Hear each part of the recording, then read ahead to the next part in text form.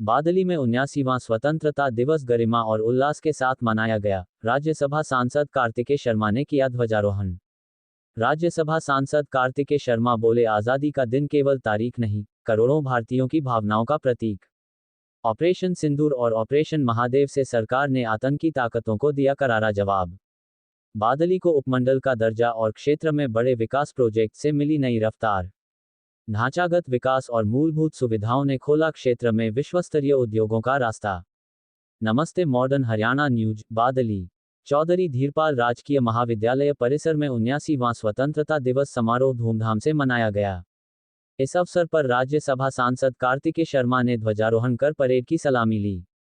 ध्वजारोहण के साथ ही राष्ट्रगान की धुन ने कॉलेज प्रांगण को देशभक्ति के उल्लास से भर दिया। परेड में विभिन्न बलों और विद्यालयों की अनुशासित टुकड़ियों ने शानदार मार्च पास्ट कर देश की एकता, अनुशासन और वीरता का संदेश दिया। मुख्य अतिथि श्री शर्मा ने कार्यक्रम में स्वतंत्रता सेनानियों, शहीदों की वीरांगनाओं को शाल भेंट कर सम्मान किया। वहीं उल्लेखनीय सेवाओं के लिए कर्मचारियों और अधिकारियों को भी सम्मानित किया। कार्यक्रम के दौरान उपमंडल के विभिन्न स्कूलों के विद्यार्थियों द्वारा देशभक्ति से ओतप्रोत विभिन्न सांस्कृतिक कार्यक्रमों की मनोहारी प्रस्तुति दी गई। मुख्य अतिथि राज्यसभा सांसद कार्तिकेय शर्मा ने अपने संबोधन में कहा कि आज का ये दिन केवल कैलेंडर की तारीख नहीं, बल्कि करोड़ों भारतीयों की भावनाओं का दिन है, जो हमें याद दिलाता है मां भारती के असंख्य वीरों ने अपने प्राणों का बलिदान देकर हमें आज़ादी दिलाई। इस पावन अवसर विशेष रूप से उन वीर सैनिकों को प्रणाम करता हूं, जो देश की सीमाओं पर विपरीत परिस्थितियों में भी तिरंगे की शान को बरकरार रखे हुए हैं, जिनकी बदौलत आज हम खुली हवा में सांस ले रहे हैं। उन्होंने कहा कि जब जब दुश्मन ने भारत की अस्मिता पर चोट पहुंचाने का प्रयास किया है, तब तब हमारे देश के जवानों ने दुश्मन को करारा जवाब देने का काम किया है। कार्तिकेय शर्मा ने कहा कि हाल ही में पूरी दुनिया ने देखा कि किस प्रकार पहलगाम हमले के जवाब में हमारे यशस्वी प्रधानमंत्री जी के नेतृत्व में 7 मई की रात को हमारे बहादुर सुरक्षा बलों ने ऑपरेशन सिंदूर को अंजाम दिया। यह एक सटीक और साहसिक अभियान था, जिसमें हमारी सेना ने पाकिस्तान की सरजमी पर जाकर आतंकवाद के ठिकानों को ध्वस्त किया। इसके पश्चात एक और निर्णायक कार्रवाई की गई और ऑपरेशन महादेव चलाकर हमारे सुरक्षा बलों ने पहलगाम हमले में शामिल आतंकियों को समाप्त करने का काम किया। सांसद ने कहा कि हमारी सरकार ने शहीदों के परिवारों के सम्मान और भलाई को हमेशा पहली प्राथमिकता दी है। जो जवान देश की रक्षा करते हुए शहीद हुए, उनके एकात्म को अनुकंपा के आधार पर सरकारी राजकीय महाविद्यालय बादली का नेतृत्व कर रही है सीनियर अंडर ऑफिसर 410 के आश्रितों को नौकरी दी गई है। उन्होंने कहा कि भारत केवल सांस्कृतिक और सैन्य शक्ति में ही नहीं, बल्कि आर्थिक शक्ति के रूप में भी दुनिया में अपनी पहचान बना रहा है। 11 वर्ष पहले भारत की अर्थव्यवस्था दुनिया में 14वें स्थान पर थी, वो आज चौथी सबसे बड़ी अर्थव्यवस्था बन चुकी है। महिलाओं के लिए आजीविका के अवसर बढ़ाने के लिए 1/3 राशन डिपो महिलाओं को देने का प्रावधान किया है।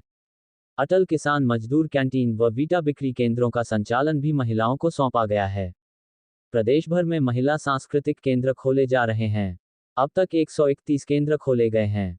जिला झज्जर में भी 1.32 करोड़ की लागत से 16 महिला सांस्कृतिक केंद्र प्रदेश सरकार ने खोले हैं। गरीब महिलाओं को अपनी रसोई चलाने के लिए हर महीने केवल 500 रुपये में गैस सिलेंडर दिया जा रहा है। उन्होंने कहा कि गांवों के विकास में महिलाओं की भागीदारी सुनिश्चित करने के लिए पंचायती राज संस्थाओं में 50% प्रतिनिधित्व दिया है।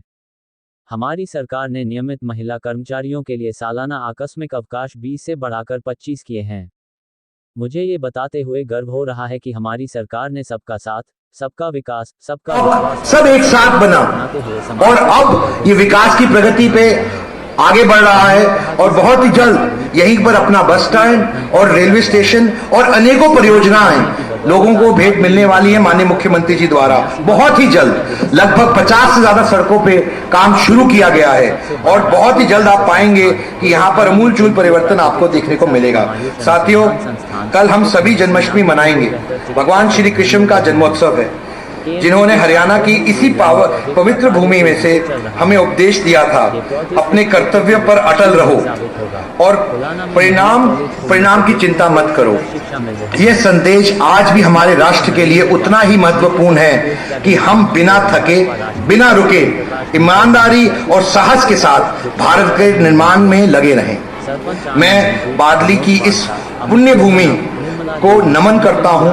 हमारे देश के अमर जवानों को, उनके परिवारों को प्रणाम करता हूं और आप सभी से यह अपील करता हूं कि हम मिलकर ऐसा भारत बनाएं जिस पर आने वाली पीढ़ियों को गर्व। एक बार फिर स्वतंत्रता दिवस की हार्दिक शुभकामनाएं। भारत माता की जय। जय हिंद, जय हरियाणा।